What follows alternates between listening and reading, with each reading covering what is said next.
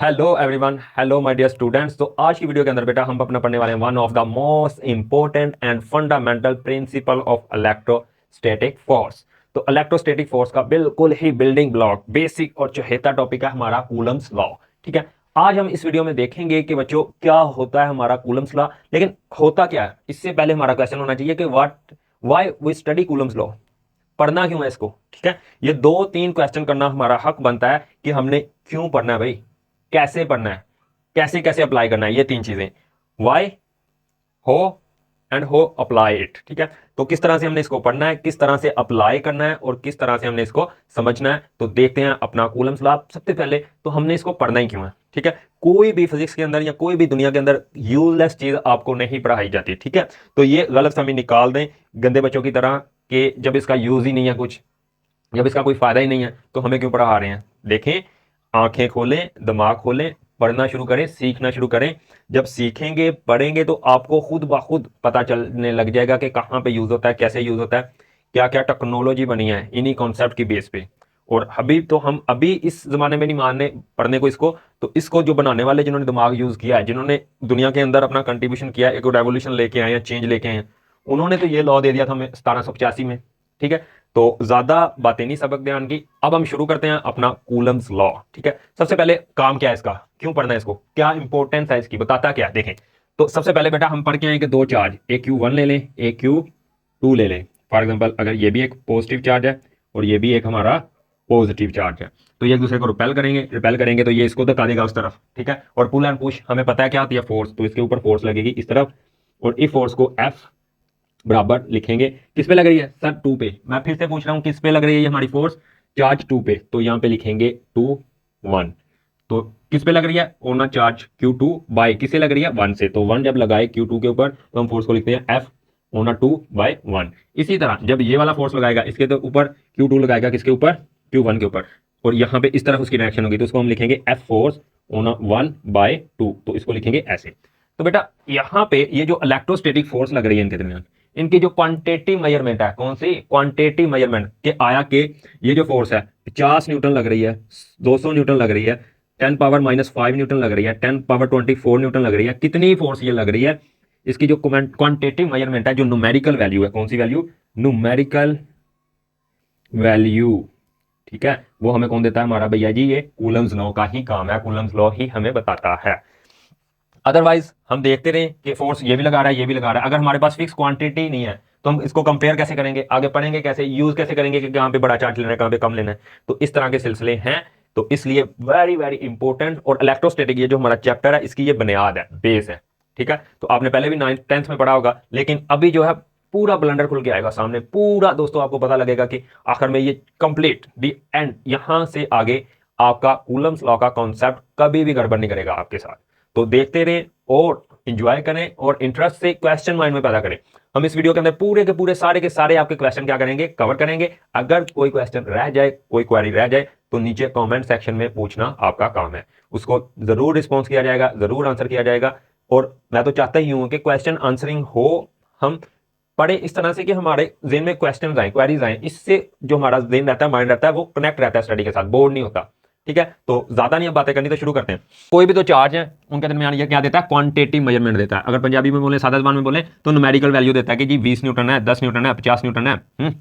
फिर ही पता चलेगा, इनको मेजर करेंगे, कंपेयर करेंगे फोर्सेज को। ठीक है, between of the electrostatic force, और ये फोर्स कौन सी होती है, इलेक्ट्रोस्टैटिक होती है। इलेक्ट्रोस्टैटिक हम पढ़ के आए हैं पिछले वीडियो के अंदर कि जो फोर्स, जो चार्ज होता है इलेक्ट्रोस्टैटिक होता है, पढ़ते हैं रेस्ट पे, तो उसकी वजह से जो फोर्स लगती है वो इलेक्ट्रोस्टैटिक फोर्स। और ये दो पॉइंट चार्जेस के दरमियान होती है, पॉइंट चार्ज का भी आगे जिक्र करेंगे। अच्छा, और क्या बताता है, ये एक्सप्लोर करता है नेचर ऑफ इलेक्ट्रोस्टैटिक फोर्स, ये जो फोर्स है आया, ये रिपल्सिव है, अट्रैक्टिव है, किस तरह बिहेव करती है, कब कम होती है, कब ज्यादा होती है, कब ऊपर जाती है, कब नीचे जाती है, सारी की सारी प्रॉपर्टीज, सारी की सारी नेचर, इसके बारे में बात करेगा कि किस नोयत की है, किस नेचर की है, और describe important aspects of electrostatic force. आ जाके कूलम लॉ का जो दायरा है, इसमें बात किसके बारे में करनी है, इलेक्ट्रोस्टैटिक फोर्स के बारे में, या प्रॉपर्टीज ऑफ इलेक्ट्रोस्टैटिक फोर्स के बारे में ही बातें करनी है। अंडरस्टैंड। और किसने दिया था ये, हमारा चार्ल्स अगस्टन द कूलम्स इन 1785, लगभग बेटा आज से 246 ईयर्स अगो, 246 साल पहले का काम है जो उसने किया हुआ है। और हमें अभी तक इसको समझने में क्या आता है, मसला आता है, क्यों इंटरेस्ट नहीं है, क्यों, क्योंकि इस तरफ हमारा ध्यान है ही नहीं। ठीक है, पढ़ना लिखना, बड़े काम करना जो कॉन्सेप्चुअल हैं, जिनमें दिमाग यूज़ होता है, वो हमारी पहुंच से बहुत दूर है। लेकिन ऐसा नहीं करना। अगर आपको कुछ भी ज़िंदगी में बड़ा अचीव करना है, कुछ भी करना है, अगर सेटिस्फेक्शन चाहिए, कुछ अलग करना है मासिस से, दूसरे लोगों से, जिसको कहते हैं भेड़चाल से बचना है, तो आपको अपने माइंड के ऊपर प्रेशर डालना होगा, इसके ऊपर जोर डालना होगा, क्रिटिकल थिंकिंग सीखनी होगी, क्वेश्चन करने सीखने होंगे, और बिल्कुल सादा रहना होगा। ठीक है, कोई डिस्परेट होने की, प्रेशराइज होने की जरूरत नहीं है। आराम से देखते रहें, अच्छा अब ऐसे हुआ, ठीक है, अब आगे क्या होगा, अब क्या होगा, इस तरह से कहानी बिल्ड करते हैं। Life is a like a story telling. Okay, so ये है हमारा मौक़िफ़ बेटा कि हमने कूलम्स लॉ को पढ़ना क्यों है। एक क्वांटिटेटिव मेजरमेंट देता है, और दूसरा सारा कट्ठा जट्ठा बताता है, सारी कहानी बताता है किसकी, इलेक्ट्रोस्टैटिक फोर्स की। तो शुरू करते हैं हम अपना पढ़ना कूलम्स लॉ को, कुछ इसकी प्रॉपर्टीज़ के साथ, कुछ इसके पहलुओं के साथ। पहले मैं रेज कर लूँ, साफ कर लूँ, बोर्ड बिल्कुल छोटा सा नन्नू सा, तो पहले इसको साफ कर लें। चलें जी, तो सबसे पहली जो बात बताता है कूलम्स लॉ हमें इलेक्ट्रोस्टैटिक फोर्स के हवाले से हमारे, कि वो बताता है कि ये जो फोर्स होती है इलेक्ट्रोस्टैटिक फोर्स। ठीक है, टीचर कुछ इसको अकेला फोर्स लिखते हैं, मैं इलेक्ट्रोस्टैटिक फोर्स इसलिए लिख रहा हूं ताकि आपको फील आए कि ये जुड़ी हुई है कहां से, चार्जेस के साथ। तो पॉइंट चार्जेस के दरमियान ये क्या आती है, म्यूचुअल फोर्स होती है। क्या आती है म्यूचुअल फोर्स, पढ़ते हैं अभी सीखते हैं। देखो हमारे पास एक Q1 चार्ज, फिर से एक Q2 चार्ज। अब यहाँ पे देखो बेटा, आप इनको पॉजिटिव पॉजिटिव भी ले सकते हो, पॉजिटिव नेगेटिव भी ले सकते हो, नेगेटिव नेगेटिव भी ले सकते हो, वो आपकी मर्जी। ठीक है, स्टूडेंटों का ये गिला रहता है, मेरा भी होता था छोटे होते, कि इन्हीं दो को कर रहे हैं, इनको नहीं कर रहे हैं, इनको नहीं कर रहे हैं। खैर टीचर बताते भी थे, लेकिन फिर भी वो एक रह जाती है दिल में कि इस दफ़ा पता नहीं क्या होगा, इस दफ़ा पता नहीं क्या होगा। अब देखें बेटा, ये फिर से इसके ऊपर रिपल्सिव फोर्स लगाएगा, तो इसके ऊपर फोर्स लगेगी ऐसे, F होना 2/1, और इसके ऊपर लगेगी इस तरफ F, फोर्स होना Q1, फोर्स होना Q1/Q2। ठीक है, अब इसके ऊपर देखते हैं, ये वाला जो हमारा पॉजिटिव चार्ज है इसको अट्रैक्ट करेगा, तो अट्रैक्ट करेगा तो फोर्स किस तरफ लगेगी बेटा, ध्यान से देखें, इस तरफ। तो ये हमारी फोर्स किसके ऊपर, 2 के ऊपर बाय 1। ठीक है, अब ये वाला जो पॉजिटिव है इसके ऊपर किस तरफ लगेगी, नेगेटिव की तरफ, तो ये जाएगा भाग के इस तरफ, और ये फोर्स F होना 1/2। अब इसको देखते हैं, सेम ऊपर वाला केस, ये इसको रिपेल करेगा इधर, F1 होना 1/2, और ये F इसके ऊपर होना 2/1। अब इन तमाम के तमाम केसेस को अगर आप ध्यान से देखें, तो आपको हर तरफ फोर्स ऑपोजिट डायरेक्शन में मिलेगी। क्या मिलेगी, फोर्स ऑपोजिट डायरेक्शन में। ये देखें, इस तरफ है, तो इस तरफ है, ये इधर और ये इधर। इसमें देखो, ये इस तरफ फोर्स लग रही है, तो ये ग्रीन वाली इस तरफ लग रही है, बिल्कुल एक दूसरे के ऑपोजिट ही है ना। देखो सेम तो होती है अगर दोनों ऐसे होती, तो एक इस तरफ है, एक इस तरफ है। अब देखें लास्ट वाली भी पहले की तरह, एक फोर्स इस पर लग रही है, ये लगा रहा है, इसको ऐसे लगा रहा है, और ये इसके ऊपर ऐसे दी। ठीक है, तो एक तो ये फोर्स लग रही है। तो अब हमने यहाँ पे देखा कि जो फोर्सेज हैं वो ऑपोजिट हैं। क्या है, ऑपोजिट हैं। और कूलम्स ने ही हमें बताया कि ये जो फोर्सेज होती हैं मैग्नीट्यूड वाइज इक्वल होती हैं। क्या होती हैं, इक्वल होती हैं। तो हम ऐसे लिख सकते हैं कि जो फोर्स हमारी है ओना 1/2 वो बराबर है किसके, ओना 2/1। लेकिन कब, जब हम इसकी सिर्फ मैग्नीट्यूड की बात करें। अरे ये बात हो रही है यहाँ पे, अरे मेरे बेटे ये बात हो रही है कि अगर यहाँ पे 50 न्यूटन लग रही है, तो यहाँ पे भी 50 न्यूटन ही लग रही है। लेकिन डायरेक्शन क्या है, उलट। अगर ये आप पॉजिटिव ले रहे हैं तो ये नेगेटिव लेनी पड़ेगी। लेकिन अगर मैग्नीट्यूड देखें तो दोनों, ये भी 50 न्यूटन, ये भी 50 न्यूटन। तो यही बात की है हमने यहाँ पे बेटा, कि हमारी जो फोर्स होगी, जो इलेक्ट्रोस्टैटिक फोर्स होगी दो चार्जेस के दरमियान, वो क्या होगी, म्यूचुअल फोर्स होगी। म्यूचुअल का मतलब ही ये होता है कि जितना इधर से उतना ही इधर से रिस्पॉन्स होगा। फॉर एग्जाम्पल, अगर आपका कोई फ्रेंड है, बहुत बहुत कंप्लीटली करीबी फ्रेंड है, अगर आप उसके साथ 100% रिलेशन में है, मतलब कि उसके साथ आपका मिलन जुलन है, बैठन उठन है, मतलब आप पूरे 100% ऑनेस्ट हैं अपने दोस्त के साथ, तो वो भी बाय नेचर आपके ऑनेस्टी की वजह से, आपकी सिंसियरिटी की वजह से, वो भी आपके साथ कितना होगा, 100% होगा। तो ये रिलेशन होता है म्यूचुअल। ठीक है, जैसे म्यूचुअल फ्रेंड होते थे फेसबुक पे। अगर इसी तरह आपका कोई गले महल्ले का दुआ सलाम वाला दोस्त है 15%, जिसे सिर्फ सलाम लिया, वो आपकी इज्जत करता है, आप भी उसकी करते हैं, तो आपका भी वो सिर्फ 15% ही होगा दोस्त। ठीक है, यानी जितना आप गिव दोगे उतना टेक लोगे। ठीक है, गिव लेना टेक देना। ठीक है, ओके। तो मतलब ये फोर्स क्या होती है, म्यूचुअल होती है। मान लें अगर यहाँ पे 10 न्यूटन लग रही है, तो यहाँ पे भी मैग्नीट्यूड वाइज 10 न्यूटन। यहाँ पे मान लें 100 न्यूटन लग रही है इस तरफ, तो यहाँ पे भी कितनी लग रही है, 100 न्यूटन। ये आगे जाके प्रूव हो जाएगा, फार्मूला मिल जाएगा, तसल्ली रखें। हाँ, मैग्नीट्यूड वाइज ऐसे लिखेंगे। आई होप आपको म्यूचुअल का समझ आ गया होगा। और अगर वेक्टर फॉर्म में लिखना है, तो इसको फोर्स है, तो ये 1 और 2 बराबर होगी हमारी -F2 1 के। मतलब ये कि ये फोर्स तो सेम है मैग्नीट्यूड वाली, लेकिन डायरेक्शन अलग है। अगर ये लग रही है इस तरफ 100 न्यूटन ये वाली, तो ये किस तरफ लगेगी, उल्टी साइड को 100 न्यूटन। तो आई होप बेटा आपका ये पॉइंट क्लियर हो गया होगा कि ये जो फोर्स होती है म्यूचुअल फोर्स होती है। क्या होती है, म्यूचुअल फोर्स। यहाँ आप ऐसे भी लिख सकते हैं इसको, F/2 1 बराबर माइनस F/2। ठीक है, मतलब पहले आप इसको नेगेटिव ले लें, इसको पॉजिटिव ले लें, फिर इसको नेगेटिव ले लें, पॉजिटिव ले लें, इसको नेगेटिव ले लें। तो ये था म्यूचुअल, एंड इसी को बोलते हैं electrostatic force obeys action reaction law.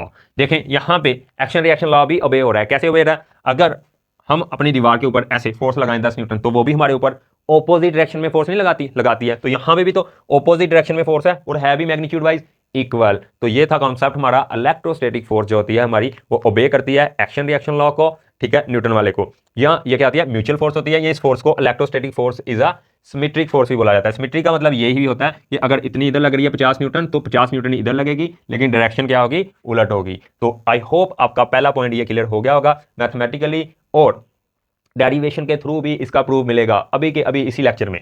अभी सिर्फ आप इस पॉइंट को क्लियर करें। अब हम देखते हैं इसका नेक्स्ट पॉइंट, अगली बात क्या करता है हमारा, कूलम्स लॉ।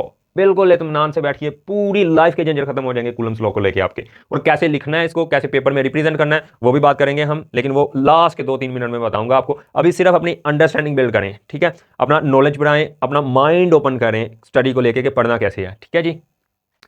चलें जी स्टूडेंट्स, तो नेक्स्ट हमारा कूलम्स लॉ हमें बताता है कि कूलम्स लॉ के मुताबिक दो इलेक्ट्रोस्टैटिक फोर्स है। बात होगी तो सिर्फ और सिर्फ इलेक्ट्रोस्टैटिक फोर्स की, दो चार्ज के दरमियान की जो ठसल है, लड़ाई है, वो जो फोर्स लगा रहे हैं पुल पुश उसकी, ठीक है, इज सेंट्रल फोर्स।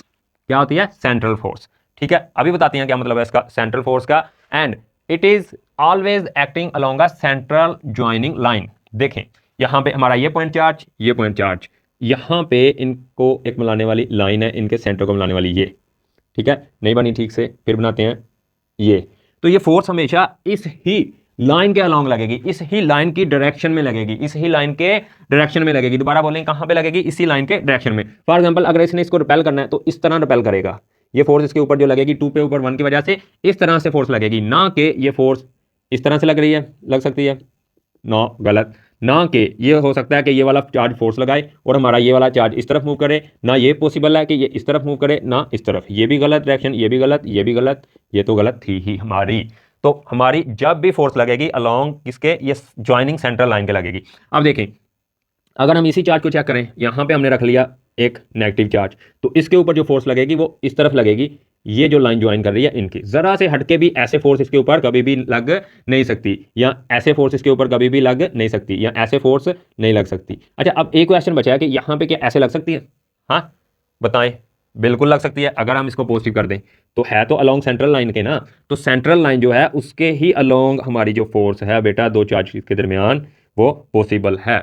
अगर एक चार्ज यहाँ पे है, एक चार्ज यहाँ पे है, और इसको फोर्स फील हो रही है इस तरफ, तो ये इसकी वजह से नहीं, तो यहाँ पे कोई और चार्ज होगा, यहाँ पे ये वाला Q3 कर लें जिसके ऊपर पॉजिटिव चार्ज, इसके ऊपर भी पॉजिटिव, तो वो इसको रिपेल करेगा इस डायरेक्शन में। ठीक है, तो इतनी बड़ी बात नहीं है। तो ये कब लगती है, along, it is acting always along a central joining line. जो दो पॉइंट के चार्जेस के, एक चार्ज ये पॉजिटिव, एक ये पॉजिटिव, इनका जो सेंटर मिलाने वाली लाइन है उसके अलोंग ही फोर्स लगेगी, उसके ही अलोंग फोर्स लगेगी। ठीक है, ये नहीं हो सकता कि ये चार्ज यहाँ पे है और ये फोर्स ऐसे लगाए। ठीक है, ऐसे कब लगाएगा, जब यहाँ पे कोई चार्ज आएगा इसके ऊपर लगाएगा तो ऐसे ही लगाएगा। ठीक है, तो आई होप आपका ये भी फंडा क्लियर होगा कि ये जो हमारी फोर्स होती है सेंट्रल फोर्स होती है, या अलोंग किसके अलोंग एक्ट करती है, सेंट्रल लाइन के अलोंग एक्ट करने वाली ये हमारी फोर्स है। अब हम देखते हैं इसकी आगे की नेक्स्ट प्रॉपर्टी, जो कि हमें क्या देगी, इसकी फार्मूलेशन देगी। वही जो पहला क्वेश्चन किया था हमने कि हमें क्वांटिटेटिव मेजरमेंट देगी कि किस तरह से हमने क्वांटिटेटिवली मेजर करना है अपने किसको, फोर्स को, by using Coulomb's law. Coulomb's law की जो मेन तगड़ा कॉन्सेप्ट है, चलें वो देखते हैं हम जी बच्चों। तो अब हमारा जो कूलम्स लॉ है वो बात कर रहा है कि अगर एक चार्ज Q1 है, एक चार्ज फिर से Q2 है, मान लें इसके ऊपर 2 कूलम चार्ज है, ये जो Q1 है इसके ऊपर, ठीक है, पॉजिटिव है नेगेटिव है वो बाद में देखेंगे, और एक के ऊपर 3 कूलम है, और एक और चार्ज है Q1 डैश और Q2 डैश। अब इसके पास कितना है, 15 कूलम चार्ज है और इसके पास 20 कूलम। ठीक है, तो अब मुझे बताएं कि सबसे ज़्यादा इलेक्ट्रोस्टैटिक फोर्स किनके दरमियान होगी, इन दोनों के दरमियान होगी या इन दोनों के दरमियान होगी, रिपल्सिव होगी, जैसी भी होगी। वैसे तो सेम दोनों पॉजिटिव चार्ज हैं, तो ये इसको इधर रिपेल करेगा, ये इसको इधर रिपेल करेगा, ये इसको इधर रिपेल करेगा, ये इसको इधर रिपेल करेगा। ये आपका केस 2, ये आपका केस 1, क्वेश्चन आपका आपसे ये है कि फोर्स किस केस में ज़्यादा लगेगी, इलेक्ट्रोस्टैटिक फोर्स जो रिजल्टेंट फोर्स निकलेगी वो किस में लगेगी। तो बेटा यहाँ पे हमें कूलम्स ने बताया, कूलम भैया ने बताया कि जो हमारी फोर्स होगी, जो फोर्स होगी चाहे वो 1-2 हो, इसकी मैग्नीट्यूड की आप बात कर लें, चाहे 2-1 ऑन अ 2/1 इसकी बात कर लें, इसको हम सिंपल फोर्स बोलते हैं। देखो बेटा ये इसके ऊपर मैग्नीट्यूड बार भी लगाएं ना लगाएं, सिंपल इसको एफ भी लिख लेते हैं। तो ये सारी को हम एफ भी लिख लेते हैं और बात हो रही है यहाँ पे हमारी मैग्नीट्यूड की। लेकिन एहतियातन आप पेपर में इस तरह से लिखे हैं, ये अपना मैग्नीट्यूड वाला जो है ये अपना क्लियर करके हैं कि जी हमारी मैग्नीट्यूड की बात हो रही है। तो उसने बताया कि ये जो फोर्स है ये डायरेक्टली प्रोपोर्शनल है Q1 और Q2 के प्रोडक्ट के, इनके मल्टीप्लाई के। मतलब क्या यहाँ पे देखो ना, तो छोटू छोटू चार्ज हैं, कितनी ही हलचल मचा लेंगे। हाँ, दो चूहे चूहे लड़ रहे हो अगर घर में, तो उनका ज्यादा मतलब हंगामा होगा ज्यादा वहां पे आपको देखने को, उनके दरमियान फोर्स, उनके दरमियान ज्यादा टसल देखने को मिलेगी, या जब यहाँ पे दो हाथी लड़ रहे हो, दो बैल लड़ रहे हो। मतलब बड़े चार्ज बड़ी फोर्स, तो जितना चार्ज बढ़ा करते जाएंगे उतनी फोर्स बढ़ती जाएगी। तो यहाँ पे देखो 2 कूलम और 2 कूलम इंटू 3 कूलम 6 कूलम, तो यहाँ पे हमारी प्रोडक्ट की वैल्यू जो कम है तो फोर्स भी यहाँ पे कम होगी। मान लें अगर यहाँ पे 10 न्यूटन फोर्स लग रही है, ठीक है, एन तो अच्छे से डल जाए ना, तो यहाँ पे देखो 15 20 300 कूलम देख लें, 15 दूना 30 और 2 0 कूलम, ठीक है। तो ये देखो भारी भरकम हमारे जो हैं क्या है, चार्जेस हैं, तो फोर्स भी ज़्यादा लगेगी। तो यहाँ पे जो फोर्स होगी इलेक्ट्रोस्टैटिक फोर्स वो भी ज़्यादा होगी। क्यों? क्योंकि Q1 इंटू Q2 का प्रोडक्ट भी क्या है, ज़्यादा है, और यहाँ पे दोनों का प्रोडक्ट क्या था, कम था। ठीक है, प्रोडक्ट क्या था, दोनों का कम था। तो यहाँ पे जो हमारी इलेक्ट्रोस्टैटिक फोर्स है वो क्या होगी, ज़्यादा होगी। मान लें अगर यहाँ पे 10 है तो यहाँ पे कुछ मान लें कि हो सकता है 120 150 न्यूटन हो। ठीक है, मतलब ये एग्जैक्ट वैल्यूज नहीं है, हमने अभी सिर्फ आपको एस्टीमेट बताया। ठीक है, अब आ जाए इस तरफ, एक तो ये फंडा क्लियर। ठीक है, दूसरी बात की उसने कि ये जो हमारा एफ है ये इनवर्सली प्रोपोर्शनल है इनके दरमियान डिस्टेंस के। किसके है, inversely proportional square between them, जो इनके दरमियान फासला है उसके क्या है, ये इनवर्स प्रोपोर्शनल है। इनवर्स का मतलब क्या है, यहाँ पे समझिए, ये देखें, ये Q1 चार्ज, ये Q2 चार्ज, और इनके दरमियान अगर 1 मीटर है हमारा लेंथ, फासला कितना है, 1 मीटर। ठीक है, अब एक Q1 फिर Q2 हमने रख लिया यहाँ पे, इनके दरमियान फासला कितना है, 2 मीटर। ठीक है, अब हमने एक और रख लिया यहाँ पे, ले लें, ये तो रेस कर दें, खत्म हो गया। फिर से एक Q1 और Q2, इनके दरमियान हमने रख लिया फासला जी 3 मीटर। अब बताएं, खुद से फैसला करें कि कब इलेक्ट्रोस्टैटिक फोर्स ज्यादा होगी, कब कम होगी, कैसी होगी। देखें, अब देखें बेटा, यहाँ पे जो हमारी फोर्स है, यहाँ पे जो हमारी फोर्स है, मान लें यहाँ पे लग रही है अगर 10 न्यूटन, एफ बराबर कितनी लग रही है, 10 न्यूटन। तो यहाँ पे इन दोनों के दरमियान जो फोर्स लगेगी वो लगेगी F equal to 10 newton divided by 4, क्योंकि 2 का स्क्वायर लेंगे तो कितना आ जाएगा, 4 मीटर स्क्वायर। फिलहाल सिर्फ आप मैग्नीट्यूड की बात करें तो वो नीचे आएगा इनवर्स में। ठीक है, तो यहाँ पे ये जो फोर्स निकल के आएगी हमारी, कुछ 2 पॉइंट कुछ जो भी आएगी वो न्यूटन में आएगी। देखें, तो फोर्स कम होगी जब हम अपना डिस्टेंस दो चार्ज को दूर लेके जाएंगे। समझ भी आती है ना। जब दो चार्ज एक दूसरे के करीब हैं तो बिल्कुल एक दूसरे के ऊपर तगड़ी फोर्स लगाएंगे, लेकिन जब भी वो एक दूसरे से दूर चले जाएंगे बेटा, तो उनके दरमियान जो हमारी फोर्स होगी उसकी मैग्नीट्यूड कम होती जाएगी। ठीक है, ये ऐसा ही होता है कि अगर कोई दो इंसान है, रोजाना का मिलन बैठन है, तो उनका काफ़ी कम्बिनेशन होता है, काफ़ी उनके दरमियान प्यार मोहब्बत होता है। लेकिन अगर वो ही दो दोस्त, दो लोग दूर कहीं चले जाएं एक दूसरी तरफ, तो वो कनेक्शन इतना बढ़िया नहीं रहता। तो इसको कहते हैं कि हमारा जो होती है फोर्स वो क्या है, इनवर्सली प्रोपोर्शनल है इनके किसके, हमारे डिस्टेंस के। अब मेरा क्वेश्चन आपसे ये है कि क्या ये फोर्स कितना दूर रखें इन दोनों को कि जीरो हो जाए। हाँ, कितना दूर रखें, 100 मीटर, 50 मीटर, 300 मीटर। बेटा देखें, यहाँ पे बेशक आप इनके दरमियान इनफानाइट फासला ले लें, डिस्टेंस कितना ले लें इनके दरमियान, आर जो है हमारा बेशक इनफानाइट लामहदूद, मतलब एक यूनिवर्स के, जमीन के नहीं, यूनिवर्स के एक कॉर्नर में रख लें अपना पेपर पॉइंट चार्ज, एक किसी दूसरे में। ठीक है, तब भी इनके दरमियान जो फोर्स है, जो इलेक्ट्रोस्टैटिक फोर्स है, ध्यान से सुनने वाली बात है, वो कभी भी जीरो नहीं होने वाली, एग्जैक्ट जीरो नहीं होने वाली, या इसको बोल लो कि absolute zero, no no no no, कभी नहीं होगी। क्यों? क्योंकि ये जो हमारा कूलम्स लॉ है ये फॉलो करता है किसको, इनवर्स स्क्वायर लॉ को, या it is a inverse square law. या हमारी जो इलेक्ट्रोस्टैटिक फोर्स है वो किसको ओबे करती है, इनवर्स स्क्वायर लॉ को। ठीक है, क्या मतलब होता है इसका, पहले मैं लिख दूं यहाँ पे फिर आपको बताता हूं। तो आई होप आपको ये समझ आ गया होगा। तो ये मैं तीनों केस ऊपर वाले रेज कर रहा हूं, फिर लिखता हूं इसकी जगह। चलें जी बेटा, तो ये लिख लिया कि Coulomb's law is a inverse square law. क्या है ये? इनवर्स स्क्वायर लॉ है। बताता हूं अभी, कूल काम बच्चे काम। Okay, and electrostatic force is a long range force. ये क्या होती है? लॉन्ग रेंज फोर्स होती है, बिकॉज क्योंकि it obeys inverse square law. ये किसको लॉ फॉलो करती है? इनवर्स स्क्वायर लॉ को। ठीक है, मतलब क्या है इसका? मतलब क्या है इसका? ये लॉन्ग रेंज फोर्स है, यानी कि आप जितना मर्जी इसको ज्यादा डिस्टेंस ले लें, हत्ता के इन्फिनिटी ले लें, इतनी बड़ी बात की है, तब भी ये जो फोर्स होगी ये तकरीबन तकरीबन बराबर मानी जाएगी 0 न्यूटन के। एग्जैक्ट 0, एब्सोल्यूट 0 होना इसके लिए नामुमकिन है। इसी को, ऐसी फोर्स को कहते हैं हम लॉन्ग रेंज फोर्स बेटा। और जो भी चीज लॉन्ग रेंज फोर्स हो वो ओबे करती है किसको? इनवर्स स्क्वायर लॉ को। यानी ये जो लॉ है ये कौन सा है? इनवर्स स्क्वायर लॉ है। इनवर्स स्क्वायर लॉ का मतलब कि डिस्टेंस जितना ज्यादा स्क्वायर के हिसाब से बढ़ाते जाएंगे वो हमारी फोर्स उतनी कम होती जाएगी, लेकिन कभी भी जीरो नहीं होगी। मान लें कि ये 0.00000000000 पता नहीं कहां पे जा रहे हैं, इनफाइनाइट 1 न्यूटन हो। ठीक है, हो सकता है ये 10⁻⁻20, 20 तो बहुत छोटा है, 85 न्यूटन फोर्स हो, मतलब 0 पॉइंट आगे 85 जीरोस। ठीक है, इतनी कम हो सकती है, तकरीबन तकरीबन नेग्लिजिबल हो सकती है, जीरो मान सकते हैं। एग्जैक्ट जीरो, एब्सोल्यूट जीरो नहीं होगी। ये यूनिवर्स लॉ बस।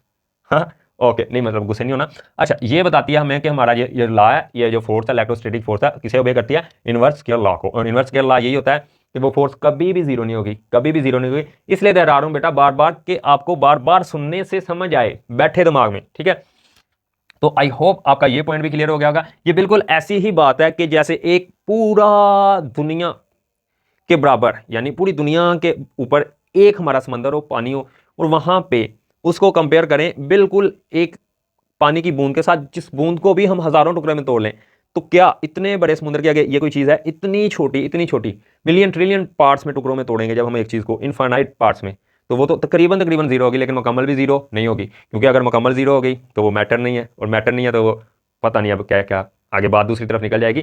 तो आई होप आपका ये पॉइंट भी क्लियर हो गया होगा। अब हम देखते हैं इसका मैथमेटिकल टर्म, स्टेटमेंट लिखते हैं, और अब हम इसको मिला के ऐसे भी लिख सकते हैं, फोर्स जो है वो डायरेक्टली प्रोपोर्शनल तो हो गई प्रोडक्ट के इन दोनों के, और इन्वर्सली किसके है?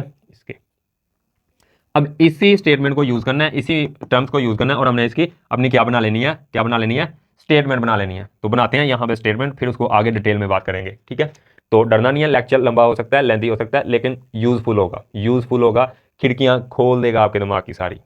चलें जी बच्चों, तो हमने स्टेटमेंट बना लिया, और स्टेटमेंट इसी चीज को देख के बनाई है, और यही चीज उसमें डिफाइन की गई है। देखें, according to Coulomb's law, Coulomb's law के मुताबिक द इलेक्ट्रोस्टैटिक फोर्स, ये जो फोर्स कौन सी है? Electrostatic force between 2 point charges, 2 point charges के दरमियान, इज डायरेक्टली प्रोपोर्शनल, किसके प्रोपोर्शनल होती है? To the product of these two charges. ये जो दो चार्जेस है इनकी प्रोडक्ट के क्या होती है? डायरेक्टली प्रोपोर्शनल होती है, और इनवर्स होती है square law, square of distance. इनके दरमियान जो डिस्टेंस है उसके क्या है? इनवर्सली प्रोपोर्शनल है, और डायरेक्टली प्रोपोर्शनल किसके है? प्रोडक्ट के, product of these two charges, यहां तक। तो इसको कहते हैं हमारा स्टेटमेंट ऑफ कूलम्स लॉ, और मैथमेटिकली इसको लिखा जाता है force proportional Q1 Q2 over R square. और यहाँ पे बेटा फिजिक्स के अंदर जब भी हम अपने इस तरह के रिलेशन को इक्वेशन की फॉर्म में स्केल करते हैं, तो हम यहाँ पे लगाते हैं एक अपना कांस्टेंट के, Q1 Q2 over R square. तो डरने की कोई बात नहीं, आज हम इस के बारे में भी डिटेल में बात करेंगे कि क्यों लगाते हैं, क्या वैल्यू होती है, कैसे ये हमारा जो है ये मीडियम के ऊपर डिपेंड करता है।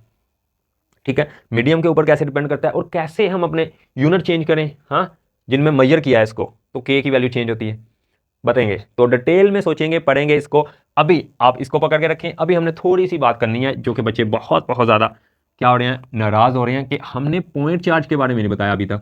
ठीक है, इसके बारे में अलग से टीचर भी बताते हैं। ठीक है, बुक में भी लिखा होता है कॉन्सेप्ट ऑफ पॉइंट चार्ज। तो पहले थोड़ा सा एक्सप्लोर करते हैं अपने पॉइंट चार्ज को, फिर आएंगे अपनी इस कहानी की तरफ, जो कि के की कहानी है, और बड़ी ही मज़ेदार कहानी है, लेवल है इसका, एक लेवल। अब देखें बेटा, इस स्लाइड में हम देखते हैं अपना concept of point charge. The concept of point charge, यानी जो हमारा पॉइंट चार्ज होता है वो क्या है? टोटली बेटा वो कौन सा कॉन्सेप्ट है? थ्योरेटिकल कॉन्सेप्ट है, इन रियल इन सच।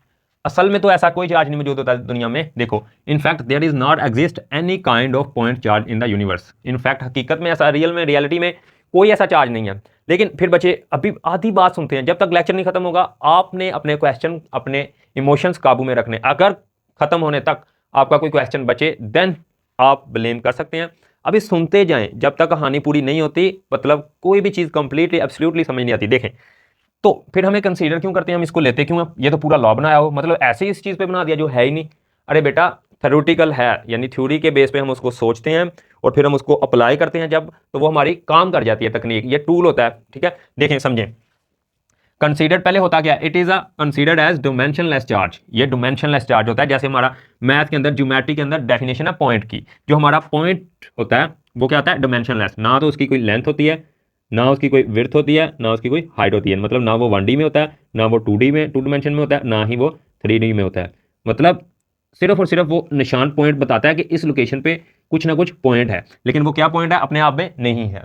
ठीक है, तो इसी तरह से यहाँ पे ये जो होता है हमारा क्यू नॉट चार्ज, इसको क्यू नॉट से दिखाया जाता है। ठीक है, या यहाँ पे क्यू बनाया जाता है, देखें यहाँ पे मेरे ख्याल से ऊपर ही होता है।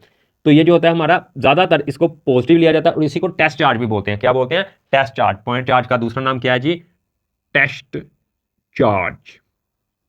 Test charge.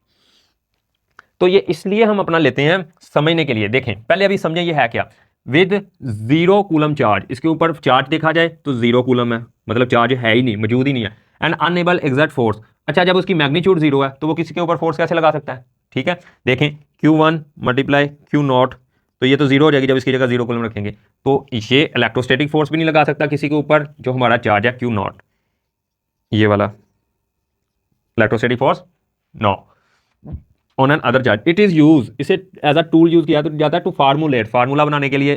ठीक है, मेजर करने वाला इलेक्ट्रोस्टैटिक फोर्स का।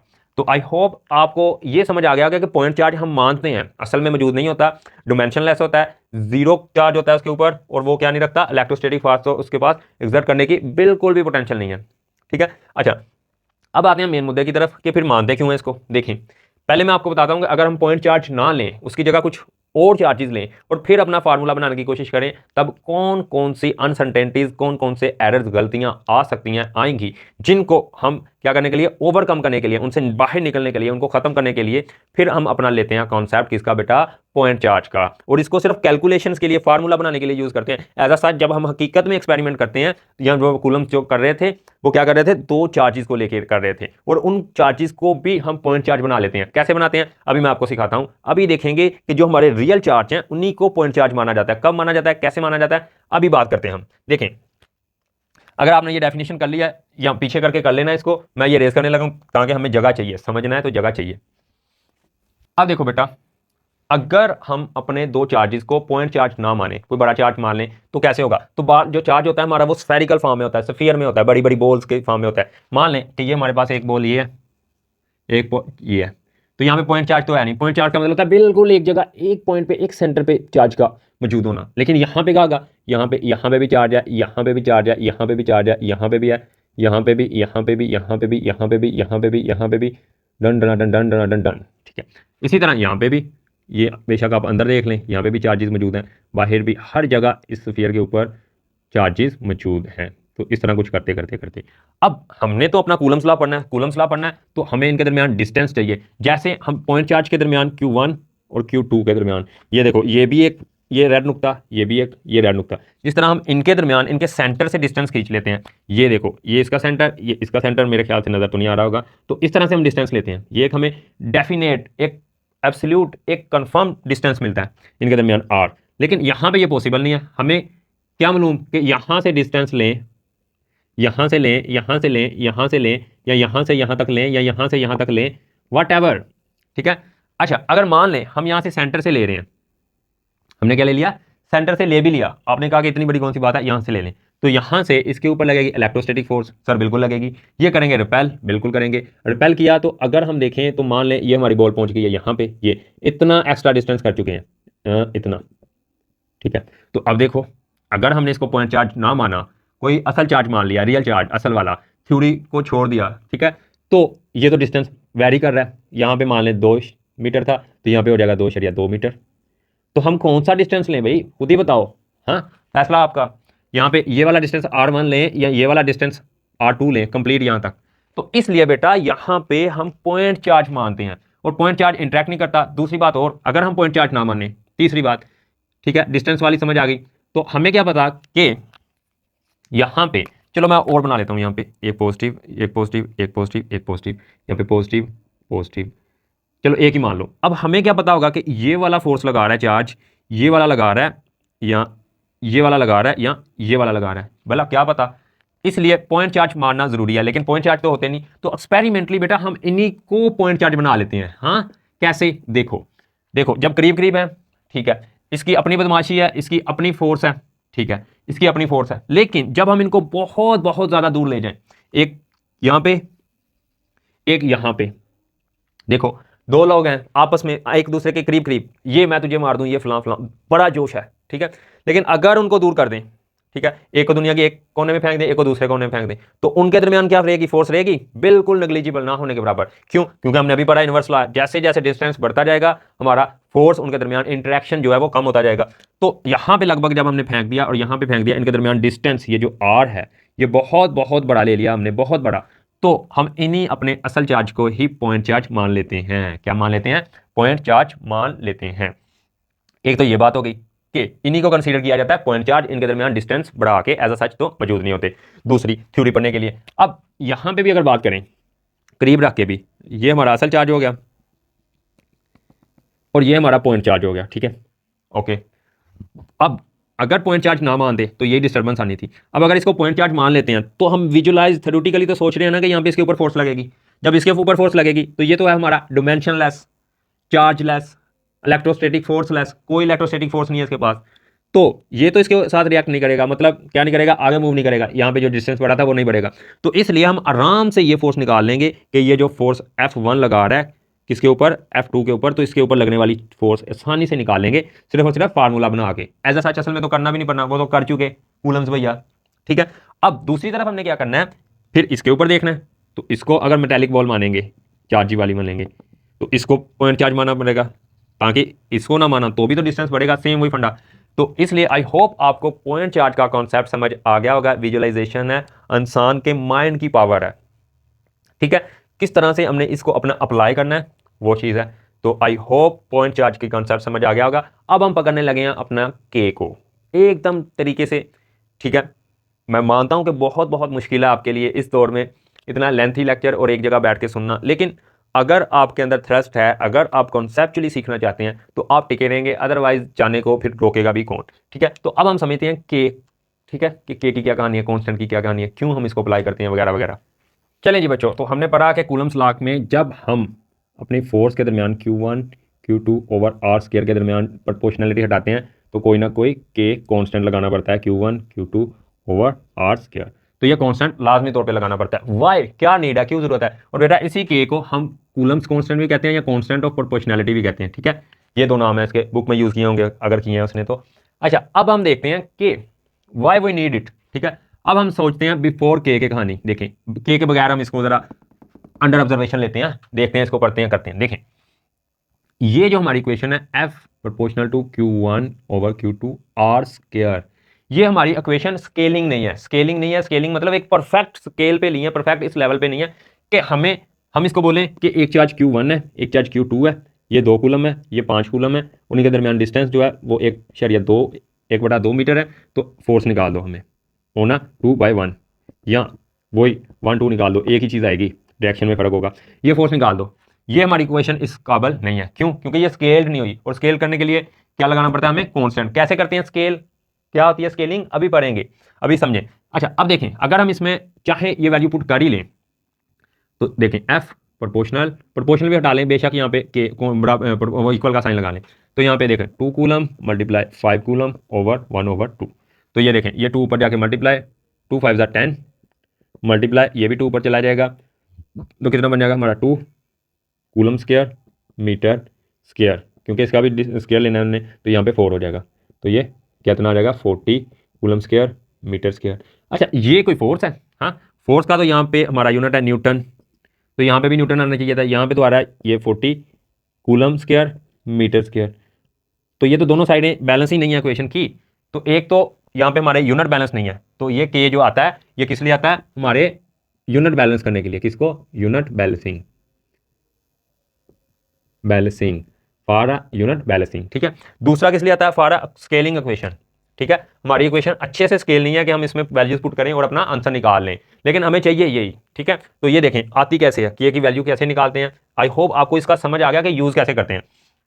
अगर हम के नहीं लगा रहे तो यहाँ पे के की वैल्यू के साथ देखें, ये विदाउट के की वैल्यू देखा, यहाँ पे के की वैल्यू के साथ देखें, फोर्स निकालनी है तो वो मान लें यही Q1 into Q2 over R square और यहाँ पे K, और K की वैल्यू यहाँ पे बेटा होती है जो कि आपको रटनी पड़ेगी, याद करनी पड़ेगी।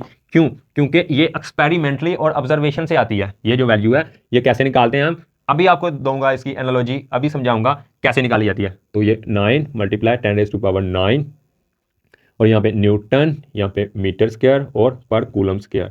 तो ये वैल्यू होती है हमारी K की भैया जी। इसको रखें अब यहाँ पे, तो यहाँ पे अगर हम K की जगह रखें 9 मल्टीप्लाई 10⁻⁹ न्यूटन मीटर स्क्वायर पर कूलम स्क्वायर मल्टीप्लाई यहाँ पे इसकी वैल्यू वो कितनी थी हमारी 40 कूलम स्क्वायर और नीचे मीटर स्क्वायर। ये देखो, ये कूलम से कूलम मर गया, मीटर से मीटर बढ़ गया, और हमारा वैल्यू कितनी आएगी 9 मल्टीप्लाई 10⁻⁹ मल्टीप्लाई 40, और आंसर किस में आ रहा है बेटा, न्यूटन में।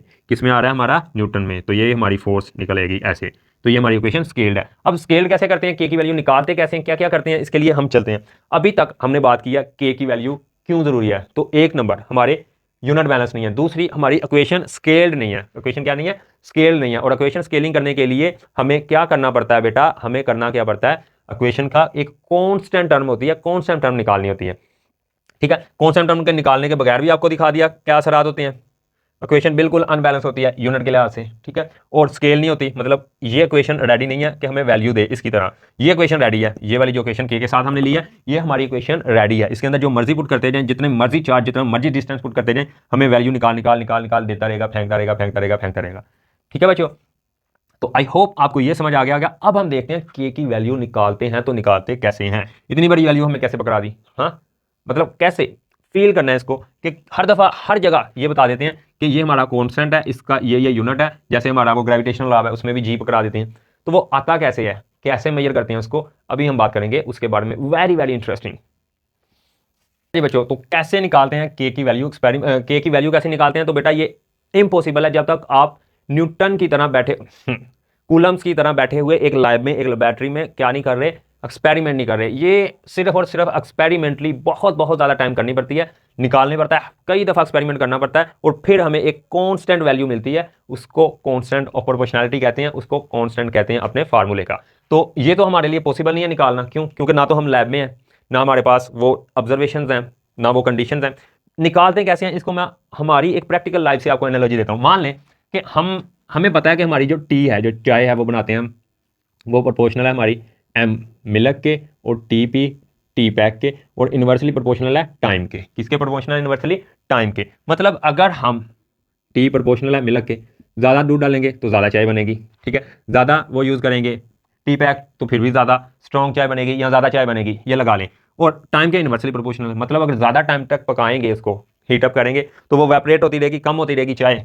ठीक है, तो इसके अंदर अगर हमने यही कांस्टेंट के लाना हो तो कैसे लाते हैं, क्या प्रोसीजर होता है। ये तो एक्सपेरिमेंट हम घर पे कर सकते हैं ना, और करते भी हैं घर वाले। और हमने भी, अगर हर इंसान को, मुझे भी चाय बनाने आती है, आपको भी आती होगी, तो आपने भी ये किया होगा। देखें, अब ये आपको बोल दिया जाए यहाँ पे कि 10 लीटर मिल्क है, 10 लीटर, ठीक है, और जो टी पैक हैं वो हैं 35 मिलीग्राम जी। ठीक है, इसको चलो ग्राम में कर रहे हैं, 35 ग्राम।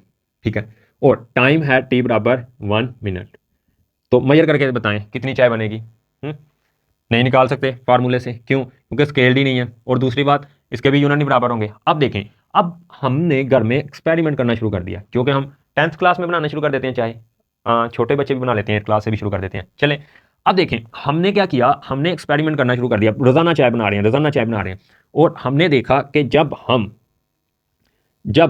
अपने 1 लीटर दूध इस्तेमाल करते हैं, कितना, 1 लीटर, 1 लीटर, और अपनी टी पैक भी कितना यूज़ करते हैं, मल्टीप्लाई टी पैक की वैल्यू यहाँ पे रख रहा हूँ।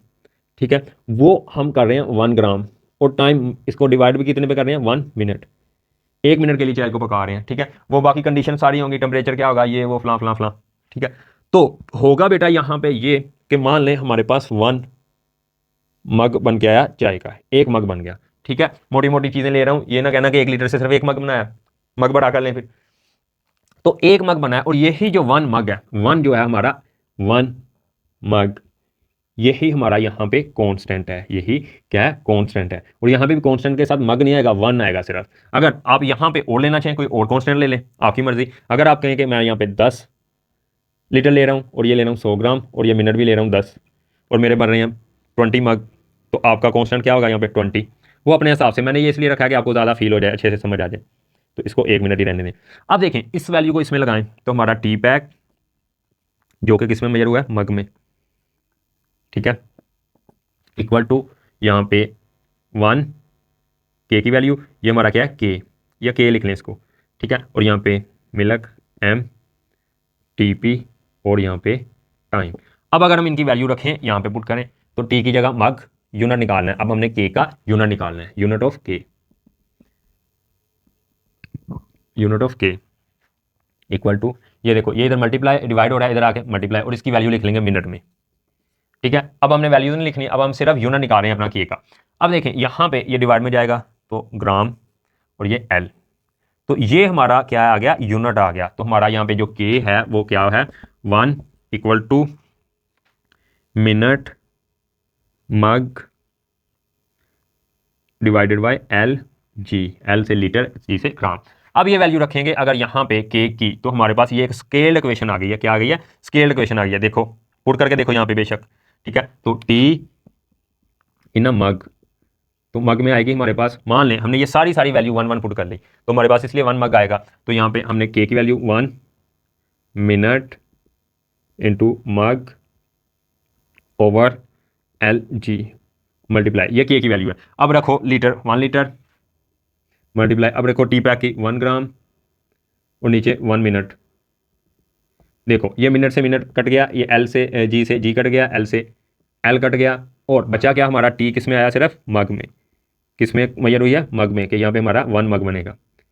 अब ये फार्मूला बन गया हमारा, आपने 50 कप बनाने हैं, 100 कप बनाना है, इसमें रखें कितना दूर रखेंगे कितना बनेगा। अब ये आप वैल्यू पुट करके ये फार्मूला यूज करके के यूज करके यहाँ पे अपनी वैल्यूज निकाल सकते हैं। तो इस तरह से एक कांस्टेंट आता है, इसी तरह से ये कांस्टेंट आया था, उन्होंने एक्सपेरिमेंटली मेजर किया, बार बार मेजर किया, बार बार मेजर किया, चार्जेस रख के देखे कि कब कितना चार्ज रखें तो कब कितनी फोर्स लगती है, फिर फोर्स को यूनिट्स को बैलेंस करने के लिए के की पहले वैल्यू निकाली, फिर इस तरह से उसका यूनिट निकालते हैं।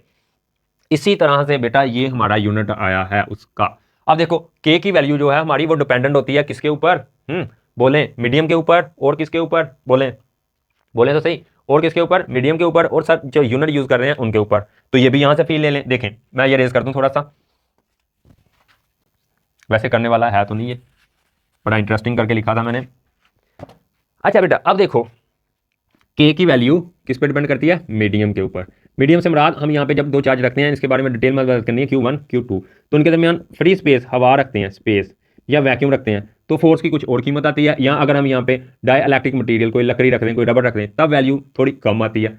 तो वो मीडियम पर डिपेंडेंट होगी कि इनके दरमियान मीडियम क्या है। दूसरा किस पे डिपेंड करती है, यूनिट जिनमें मेजर कर रहे हैं, ठीक है। आप वहाँ पे मीटर स्क्वायर की जगह सेंटीमीटर में मेजर कर लेते, आप कूलम की जगह माइक्रो कूलम में कर लेते, ठीक है, तभी के चेंज होना है। जैसे यहाँ पे, ठीक है, आप यहाँ पे मिल्क लीटर की बजाय केजी में यूज़ कर लेते, तो कुछ वैल्यू और आनी थी, यहाँ पे चेंज हो जाना था ना, ठीक है। आप टाइम टी की जगह आवर्स में कर लेते, ठीक है, कुछ और वैल्यूज़ आ जानी थी, क्योंकि यहाँ पे 1 घंटा तो नहीं लगना था उसको, 0.005 मतलब लगभग वही 2 3 मिनट लगने थे, तो उसके लिए वैल्यू और चेंज हो जानी थी। या हम यहाँ पे मग की जगह बड़ा कंटेनर थर्मस यूज़ कर लेते, तो के की वैल्यू कम आ जानी थी। तो इस तरह से हमारा केक डिपेंडेंट होता है किस पे बेटा, मीडियम पे। अच्छा मीडियम पे कैसे होगा, पहले आप पका रहे हैं किसी पतली सी तय वाले स्टील वाले, ये देखो ये जिस मग में आप पका रहे हैं ये बिल्कुल हल्का, यहाँ से नीचे से जो उसकी लेयर है, जो चादर है उसकी, वो बिल्कुल कम है, तो यहाँ से जल्दी जल्दी पक जाएगी, हीट लगेगी। लेकिन यहीं पे अगर आप बहुत ज़्यादा भारी लोहे वाला, यहाँ पे करंट पहुँचते पहुँचते टाइम लग जाए, तो मीडियम ये जो है हमने यूज़ किया, इस पे भी वैल्यू फिर क्या करती है हमारी के की डिपेंडेंट होती है।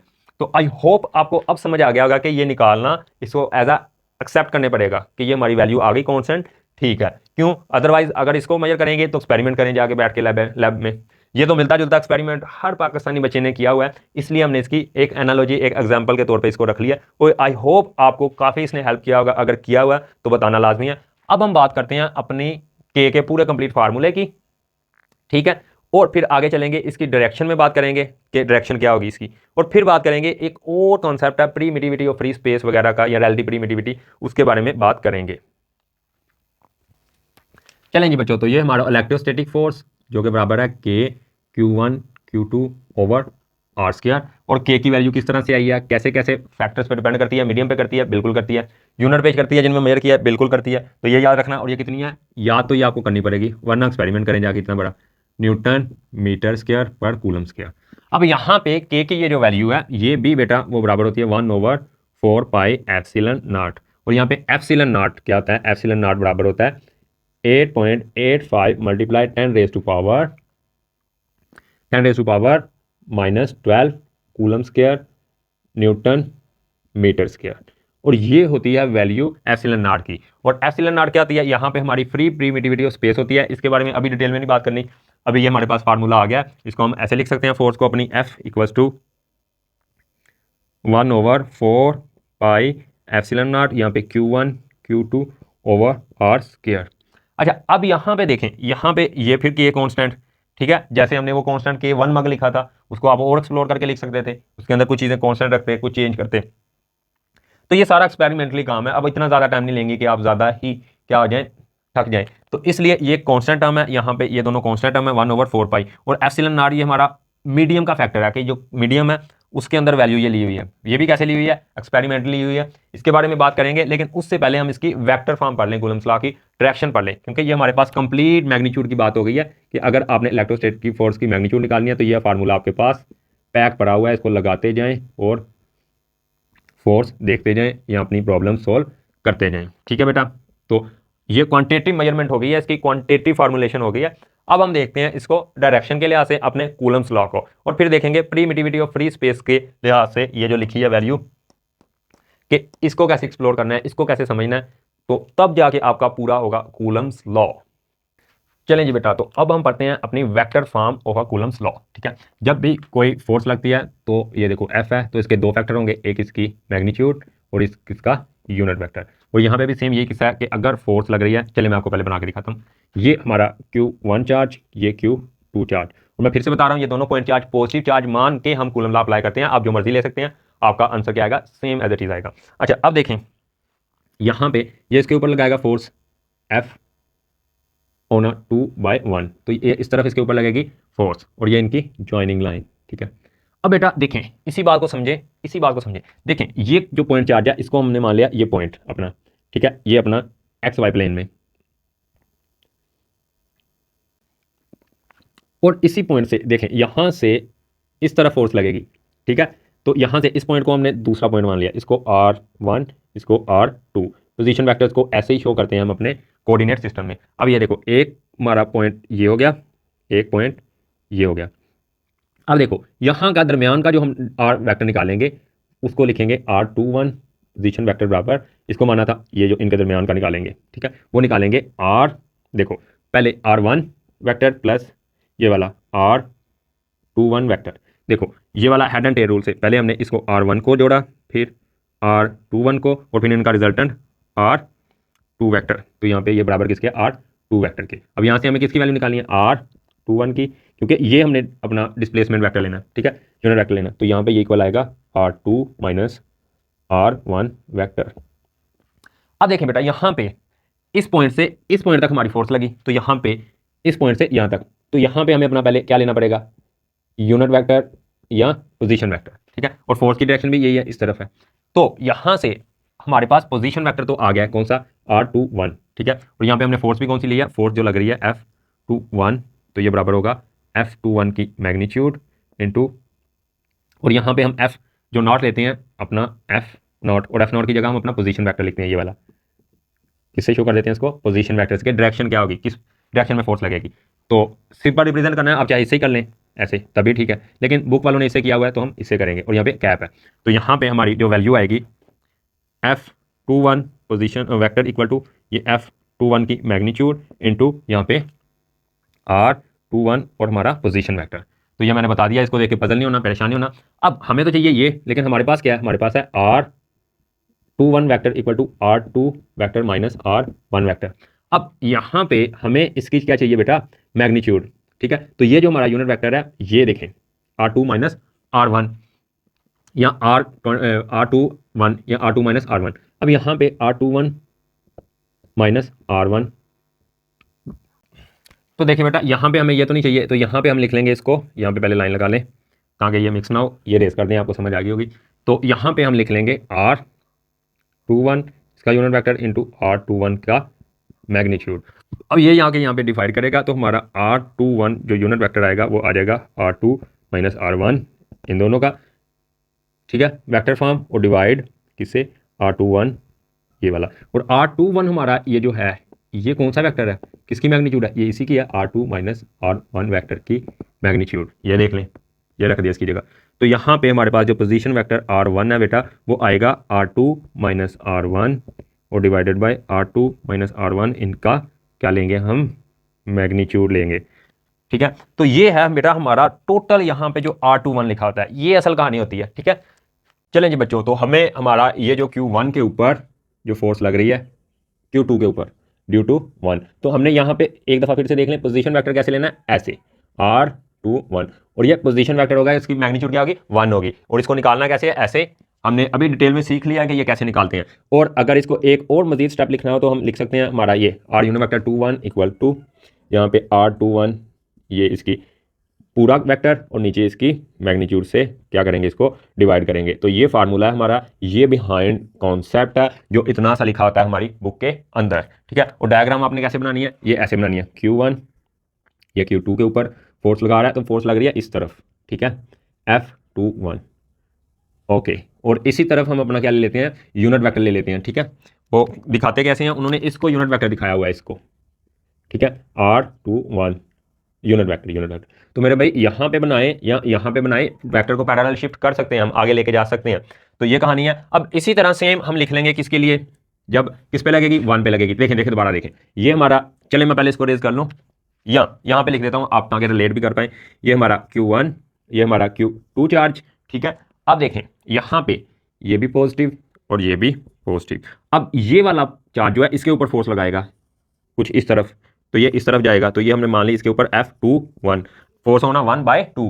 कोई 50 दफ़ा ये मैंने बोल दिया, फोर्स होना 2/1 और फोर्स होना 1/2, ताकि आपके जहन में बैठे ये चीज़ क्या, ठीक है। अब इसको पॉइंट मान लें अगर हम, और इस पॉइंट की तरफ हमारा हम पोजीशन वेक्टर लेंगे ये, तो ये हमारा पोजीशन वेक्टर R1 वही XY कोऑर्डिनेट सिस्टम में, और ये R2। अब देखें ये हमारा क्या हो गया इसका, ये वाला हमारा पोजीशन वेक्टर और ये वाला पोजीशन वेक्टर। अब देखें अब हमारा यहाँ पे रिजल्टेंट क्या आ रहा है, R1, और ये हमारा जो वेक्टर है बेटा ये वाला, ये जो यहाँ पे शो हो रहा है, यही है हमारा R12। यहाँ पे अभी वेक्टर है, ये पोजीशन वेक्टर नहीं बना, पोजीशन वेक्टर है, यूनिट वेक्टर नहीं बना। अब यहाँ से निकालते कैसे हैं, वही इसी तरह फार्मूला लगा के देखें, हमारा यहाँ पे हेड टू टेल रूल देखें, R2 position vector plus R12, और ये किसके बराबर है, ये इनका रिजल्टेंट है जो कि हेड से हेड और टेल और हेड से हेड मिला हुआ है। तो यहाँ पे ये हमारा होगा R1 के बराबर। अब हमें चाहिए कौन सा वेक्टर, R12, तो यहाँ पे R2 वेक्टर माइनस R1। ये डेरिवेशन इतनी आपको करने की जरूरत भी नहीं है, और अगर कर भी दे पेपर में तो ठीक है, वरना जरूरत नहीं है, लेकिन कॉन्सेप्ट तो पता हो ना भी लिख कैसे देते हैं पोजीशन वेक्टर। तो यहाँ से फिर से हमने इसका क्या निकालना है, यूनिट वेक्टर। तो यूनिट वेक्टर निकालने के लिए ये कैप, और यहाँ पे R2 माइनस R1, ठीक है, और इसके नीचे हमारा R12, ये R21 नहीं R12 है इस दफ़ा, और इसका क्या लेंगे, मैग्नीट्यूड। और इसका मैग्नीट्यूड क्या है, इसी का मैग्नीट्यूड देखो यहाँ पे, ठीक है। तो यहाँ पे हमारा हो जाएगा R12 vector divided by R12 vector का क्या मैग्नीट्यूड, और यहाँ से हमारा निकल आएगा हमारा ये वेक्टर। और फिर हम यहाँ पे ये भी अपना लिख लेंगे, इसी तरह दूसरी फोर्स जो हमारी आएगी उसको हम लिख लेंगे यहाँ पे F12 इक्वल टू यहाँ पे F12 का मैग्नीट्यूड इनटू यहाँ पे हमारा पोजीशन वेक्टर R12। तो ये, तो अब इसके लिए डायरेक्शन हमने डायग्राम कौन सी बनानी है, ये बना लें, इसके लिए ये बना लें या ये, ठीक है। इसको भी मैं दोबारा से बना के दिखा देता हूँ, Q21 Q2, तो आप ये इनको ज्वाइन कराएं और ये पोजीशन वेक्टर आएगा आपका 1 2, ठीक है। मतलब ये बता रहा है कि फोर्स किस तरफ लगनी है, और ये क्या होगा हमारा यूनिट वेक्टर होगा, क्या होगा, यूनिट वेक्टर होगा, सिर्फ और सिर्फ डायरेक्शन बतानी, मैग्नीट्यूड से इससे आ जाएगी। तो अब देखें, अब इनको जरा हम कंपेयर करते हैं, जरा इसकी वैल्यू और इसकी वैल्यू पुट करते हैं और देखते हैं बनता क्या होता क्या आगे। अब देखें बेटा, एफ की मैग्नीट्यूड तो हम पढ़ रहे हैं कि हमारे पास होती है के Q1 Q2 over R square, और यहाँ पे अगर हम अपनी के की वैल्यू भी पुट कर लें 1/4 pi epsilon naught Q1 into Q2 over R square. तो यहाँ पे भी रखें, देखें ये हमारा पोजीशन वेक्टर, ये वाला फोर्स जो है हमारी F21 equal to 1/4 pi epsilon naught Q1 Q2 over R square, और यहाँ पे हमारी ये वाली जो फोर्स होगी इलेक्ट्रोस्टैटिक जो कि 1 पे लग रही है, ठीक है, 1/4 pi epsilon naught Q1 Q2 over R का स्क्वायर, और साथ में यहाँ पे भी position vector R21 position vector, और यहाँ पे R12 पोजीशन वेक्टर। अब हम R21 और R12 के दरमियान रिलेशन देखते हैं, किन किन के दरमियान, R12 versus R21 position vectors के दरमियान में रिलेशन देखते हैं, और उसी से हमें एक बहुत बहुत इंपॉर्टेंट सबसे पहली जो प्रॉपर्टी पढ़ी थी उसका रिजल्ट मिलेगा। देखें यहाँ पे हो क्या रहा है, हो यहाँ पे ये रहा है कि ये हमारा Q1 ये हमारा Q2 को 50-60 दफ़ा तो आज यही बना लें Q1 Q2, समझ लें ना, पढ़ लें। अब देखें जब फोर्स लग रही है Q1 के ऊपर, किसके ऊपर, Q1 के, तो हमारा यूनिट वेक्टर कौन सा आएगा, 1 2 सर जी, अभी तो देख के आए हैं। और जब फोर्स लग रही है 2 के ऊपर तो कौन सा पोजीशन वेक्टर आएगा, तो R21 सर जी। तो ये देखें मैग्नीट्यूड वाइज तो इक्वल है, दोनों की लेंथ मैग्नीट्यूड, और वैसे भी इनकी मैग्नीट्यूड तो यूनिट वेक्टर ले हैं तो 1 ही होगी, लेकिन मेन फर्क इसमें आ रहा है डायरेक्शन में। तो यहाँ से हम बोल सकते हैं कि हमारा जो पोजीशन वेक्टर है 1 2, पोजीशन वेक्टर बोलें या बेशक वेक्टर बोलें, ठीक है, वो बराबर है R21 के, लेकिन डायरेक्शन में फ़र्क है। बेशक आप यूनिट में लिख लें, बेशक आप पूरा वेक्टर फॉर्म में लिख लें कि 1 2 बराबर है -R21 के। तो यहाँ से ये देखें बेटा, हम ये वैल्यू पुट कर सकते हैं यहाँ पे या यहाँ पे, ठीक है। तो यहाँ पे हम यहाँ पे अगर लिखें F12, ये इसको पूरे को लिख लें K Q1 Q2 over R square, और यहाँ पे हम पुट करें जब भी अपना -R21 और यहाँ पे यूनिट वेक्टर, ये भी कर सकते हैं, ये भी कर सकते हैं, हमें जरूरत किसकी है, पोजीशन वेक्टर की, ठीक है ना, सिर्फ डायरेक्शन बतानी। अब ये माइनस स्टार्ट में ले आए, ये माइनस मैं ज़रा ग्रीन से लिखता हूँ ताकि आपको नजर आए, माइनस ले लिया बाहर, और माइनस के अंदर देखो K Q1 Q2 R square, और यहाँ पे R21 इसका पोजीशन वेक्टर। अब ये देखें ये सारी की सारी चीज़ हूबहू ये नहीं है, बिल्कुल ये है, तो हम यहाँ पे लिख सकते हैं -F21, और ये हमारा वेक्टर ये किसके इक्वल है, हाँ, ये आपका म्यूचुअल इंटरेक्शन जो है, उनका म्यूचुअल जो फोर्सेज है वो प्रूव हो गया। हमने ये पढ़ा था ना कि दोनों फोर्सेज इक्वल हैं एंड ऑपोजिट है, तो ये देखें मैथमेटिकली डेरिवेशन के थ्रू, ठीक है, वेक्टर फॉर्म में हमने ये प्रूव कर लिया बेटा कि ये इक्वल होती हैं और ऑपोजिट। इसी तरह हम ये माइनस इधर ले आए तो हमारा दूसरा रिलेशन बन जाएगा कि 2 1 बराबर होती है -F12 के। अब इसके अंदर ये पूरी एनालॉजी है, और मैग्नीट्यूड वाइज तो ये इक्वल होती ही होती है। तो ये कहानी थी हमारी वेक्टर फॉर्म की, पोजीशन वेक्टर कैसे लेने हैं हमने अपने, क्या बताने के लिए, बोले डायरेक्शन बताने के लिए। अब बेटा ये था हमारा टोटल कॉन्सेप्ट। अब आज के लिए इतना ही, काफ़ी ज़्यादा इसके अंदर हमारी जो है वो हो गई है, ठीक है, वीडियो में डिस्कशन लंबी हो गई है। अगली वीडियो के अंदर हम ये जो एप्सिलॉन नॉट जिसको अभी हमने टच नहीं किया, बहुत से बच्चों का वो होगा, ठीक है, क्या होगा, एतराज़ होगा कि इसके बारे में तो बात ही नहीं की। नेक्स्ट लेक्चर में इंशाल्लाह हम इसके बारे में बात करेंगे, और इसको बोलते हैं प्रीमिटिविटी ऑफ फ्री स्पेस, और रिलेटिव प्रीमिटिविटी भी पढ़ते हैं, हम डिटेल में पूरा पढ़ेंगे, एक्सप्लोर करेंगे। तो फिर उसके बाद मैं आपको बताऊंगा कि आपने इसको लिख के कैसे आना कूलम्स लॉ को। तो इसका कुछ छोटा सा 15-20 मिनट का पार्ट 2 आएगा, तो फिर उससे आपको टोटली कॉन्सेप्ट समझ आ जाएगा। और ये हमें आज समझ आ गया कि वेक्टर लॉ ने हमें फार्मूला दे दिया। अब यहाँ पे आप वैल्यू रखते जाएं, ये हमें वैल्यूज मिलती जाएंगी, ये साथ में डायरेक्शन, और अगर सिर्फ मैग्नीट्यूड फाइंड करनी हो तो ये फार्मूला, ठीक है। तो पोजीशन वेक्टर की भी समझ आ गई होगी। अब समझ आ गया होगा कि ये फोर्स सादा लिखते लिखते लिखते वो किस तरह से घुस जाते हैं, पोजीशन वेक्टर यहाँ पे लगा देते हैं, यहाँ पे ये वाला लगा देते हैं, ये भी दरअसल वही फोर्स है। ये फोर्स कौन सी है, 1 2 और 2 1, ये देखो ये वाली। लेकिन करते क्या हम यहाँ पे लिखते नहीं, लिखते क्यों नहीं, क्योंकि मैग्नीट्यूड वाइज सेम है, तो जनरल फोर्स मान लेते हैं उनके दरमियान, एक्शन रिएक्शन फोर्स। तो आई होप यहाँ तक का फंडा होगा बिल्कुल एकदम फंडा क्लियर। और अब हम अगली वीडियो के अंदर करेंगे अपना प्रीमिटिविटी और रिलेटिव प्रीमिटिविटी का टॉपिक।